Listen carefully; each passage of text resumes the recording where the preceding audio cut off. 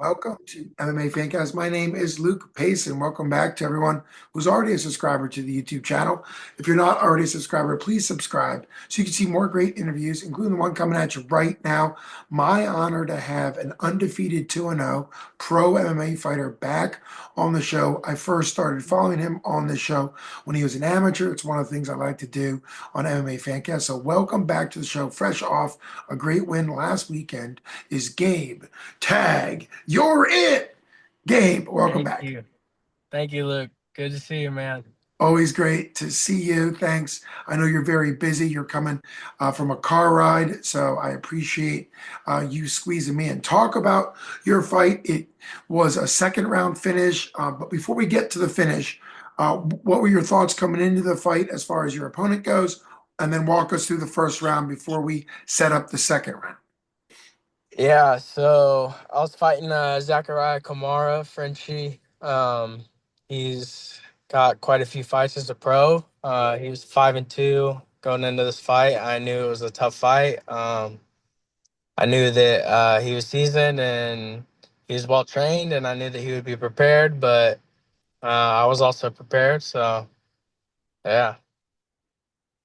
Well, taking on a 5-2 pro when you're what you were 1-0, you're now 2-0.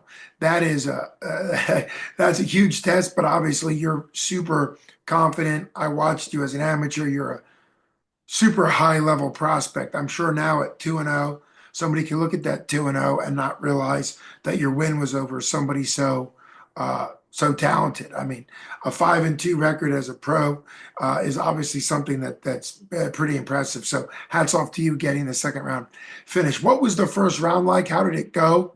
And then what were your thoughts coming into the second round before you got that finish? Yeah, so my plan was to nullify his reach, put him on the cage, take him down and submit him. He put up a good fight in the first round. He had good takedown defense. It was taxing in the first round to try to keep him on the cage, and eventually I got the takedown, and I wanted to secure that position and work to a submission, and that's what I ended up doing in the second round. And yeah, he put up a good fight in the first round. He made me work for the takedown, and it was taxing. I was a lot more taxed than I thought I would be at the end of the first round. Well, that's obviously part of the fight game. Hats off to you being able to come back out in the second round, and clearly you're an absolute incredible pro fighter, but you're also honest. Clearly, your game plan worked, but it was taxing. So, what set up the submission, and then walk us through the submission in the second round? Yeah, so in the second round, we had a little exchange at the start of the round. I ended up shooting, following in a kick that he threw and put him on the cage, dumped him, got on top, got to the front headlock position. I ended up sinking in an anaconda. I ran the anaconda and ended up switching the anaconda into a darce and ended up getting him with the darce choke in the second round. Yeah. Wow, I mean that's really cool. For people that don't know, the anaconda and the darce are basically brother chokes in the sense that they're the same type of choke, just how you set it up. But to do that as like a chain, a submission chain, is that something that I haven't seen that a lot? It's a very similar choke, but it's obviously two different entry points.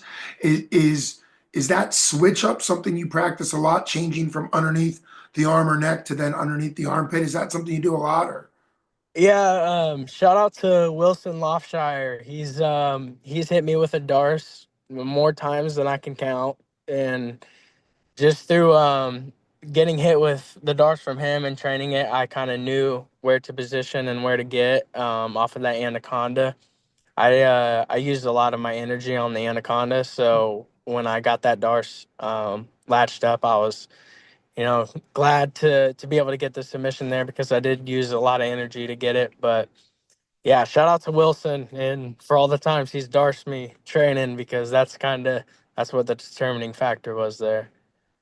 Well, obviously, a shout out to him, a shout out to you, because you've mentioned a couple times, feeling your energy, having to manage. It's energy management a lot, and one of the things that tends to go, obviously not in your case, but does tend to go, is the brain. Right when your body's getting taxed, a lot of times, athletically, particularly in fights or other types of sports, somebody's decision making will decline. It's really hats off to you, not only to your training partner and what you've trained, but also your ability to, even though you were getting taxed and you were working your arms on the Akana, your brain was like a couple steps ahead and knew, oh, hey, I could set the Darce up.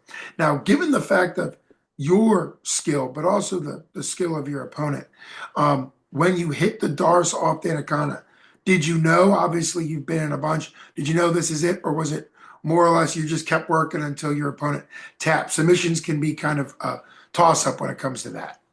Yeah. Honestly, I thought I was gonna get him with the anaconda. It was tight. I could hear him kind of gargling a little bit. I knew it was tight, and I knew my arms were getting gassed a little bit. But once I switched to the Darce, I had such a good angle on it that I knew that if I put everything into it, I was gonna get the tap. So I was confident in the Darce once I got that switch in the transition. I kind of knew that I had the choke there.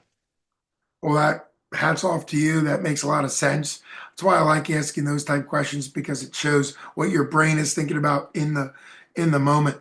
Um, and so for you in your you had a huge amateur career with a bunch more fights than most amateurs take. We had talked about that when you were an amateur. Feeling wise, finishing a great opponent like that, getting the tap, is that sort of the highlight feeling? Because just similar to a TKO where a ref pulls you off, there's no doubt about it. There's going to be no sort of discussion after it. All finishes are kind of that exclamation point when you get a stoppage. Yeah, obviously, that's what I want to do. I want to finish my opponents. Like I was saying earlier, I knew Frenchie had a long reach, and I stuck to the game plan, which was to put him on the fence and take him down and get the submission, and that's what happened. And I'm confident going forward that no matter who I get matched up with, if they're a grappler, I'm going to be a better striker. If they're a striker, I'm going to be a better grappler. I'm very confident, very well rounded, and I feel like anybody at 145 I can finish, and I think I have a great game plan going into each of these fights that I can get the finish now, no matter who I fight at 145. Well, it certainly seems like it, obviously. And what you just described there is the definition of being well-rounded, right? Like you beat a grappler by striking, you beat a striker by grappling. I mean, that is the definition of well-rounded. Makes perfect sense. A lot of people say that, but to do it is a different thing. So you're showing that you can do it. At 2-0, most pro fighters at 2-0 are still very green, still very new. But I don't think that's your case in the sense that you had such a long storied, high level amateur career, and now you just took out a 5-2 guy. Are you trying to sort of fast track your wins? In other words, at 3-0 or 4-0, have a much better depth of opponent than somebody else at 3-0 or 4-0 who I've seen 3-0 and 4-0 pro fighters who haven't even fought anybody that's had a win yet in their career. Obviously, you're going the other direction. Is that part of the moving forward game plan as you look down your pro career?